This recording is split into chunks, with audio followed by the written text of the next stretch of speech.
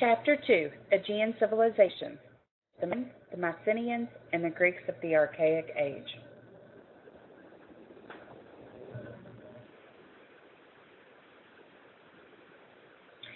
The Greeks differ significantly from earlier cultures we've studied in that the Greeks shifted focus from gods and goddesses to men and women.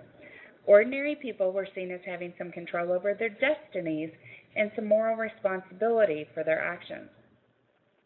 By the 5th century BCE, the Greek philosopher Protagoras could proclaim man as the measure of all things. The people we referred to as the Greeks were not the first of the Aegean basin. Two other distinctive civilizations, the Minoan and the Mycenaean, established centers of culture in the area and left their mark on the Greeks of the Archaic Age, beginning in about 800 BCE.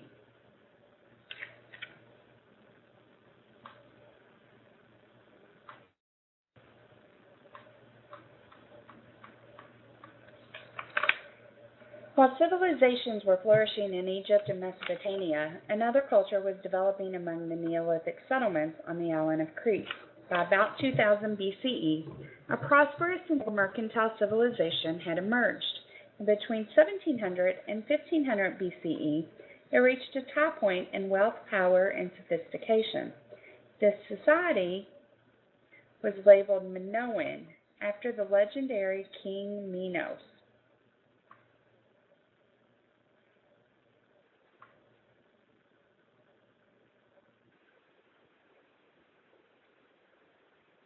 This image of Minos comes from Dante. It's an image that has become part of our culture, and Minos is still in our mythology today. For instance, in Percy and the Olympians, Book 4, Minos is one of the bad guys. In Greek mythology, he was a mythical king of Crete, the son of Europa, and after his death, he became a judge of the dead in Hades. So he worked in Hades and was very well known throughout the mythological beginnings of Greece.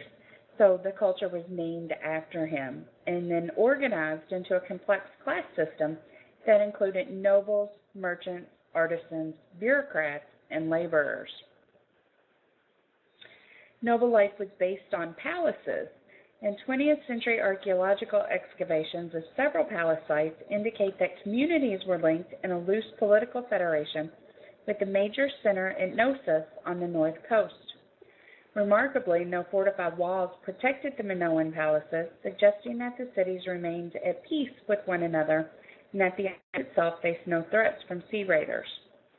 Crete's natural of tranquility is further supported by the absence of weapons in these excavated remains.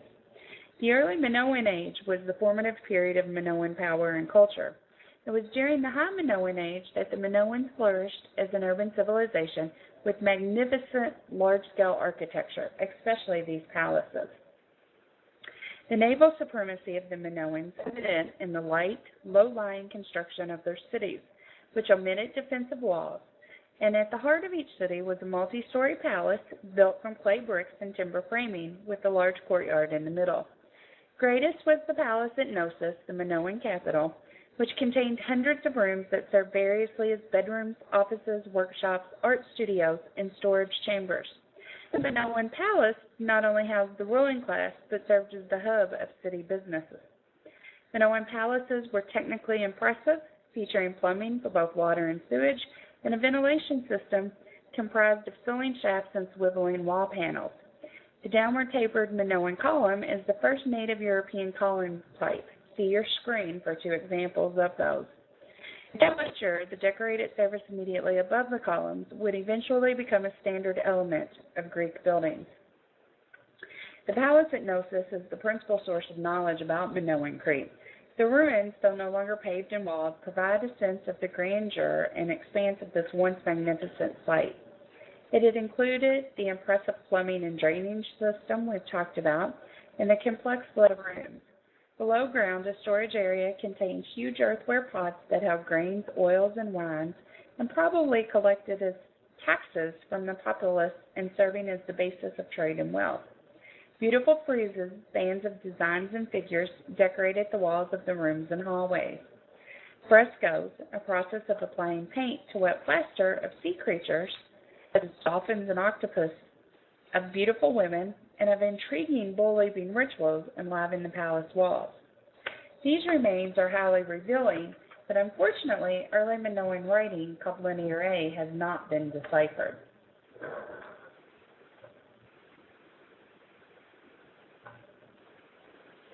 There are two examples of this writing on the screen.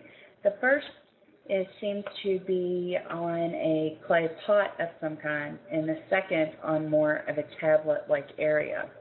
This Linear A was the official script of the palaces and cults, and were hieroglyphic in seals. No one knows the language of the Minoans, and that adds to the mystery surrounding their origins.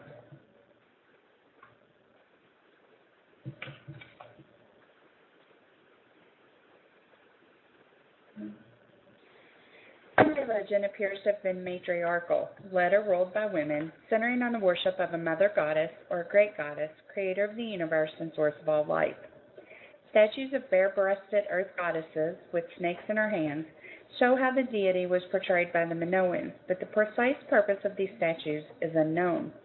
Minoans also honored numerous minor household goddesses and venerated trees and stone pillars to which they probably attributed supernatural powers.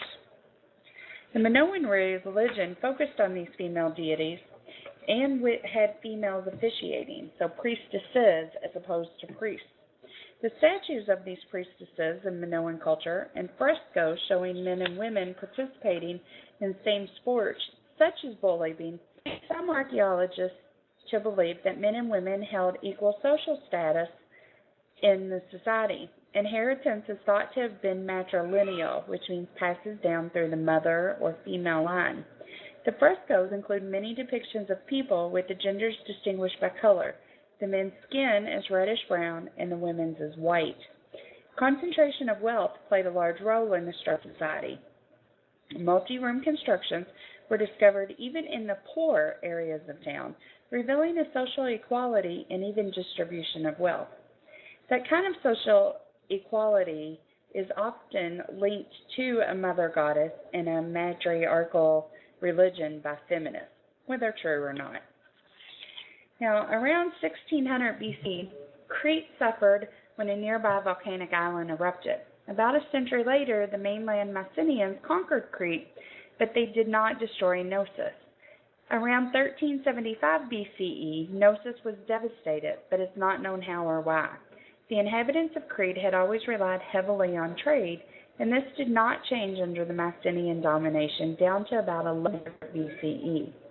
The Greeks of the later Archaic Age had no direct knowledge of Minoan civilization, but the Greek attitudes towards the Minoans was shaped by the mythology, such as that of King Minos. Myths are traditional stories told by bygone eras by later peoples who are seeking to explain some of their basic political, social, and religious practices and ideas. They are often communal, comforting in their explanations, and frequently provide insights into people's way of thinking. As an example, Crete is traditionally the birthplace of the god Zeus. The Minoans worshipped a Zeus who was born in a cave, grew to manhood, and died. They venerated the site of his birth and honored him as a child.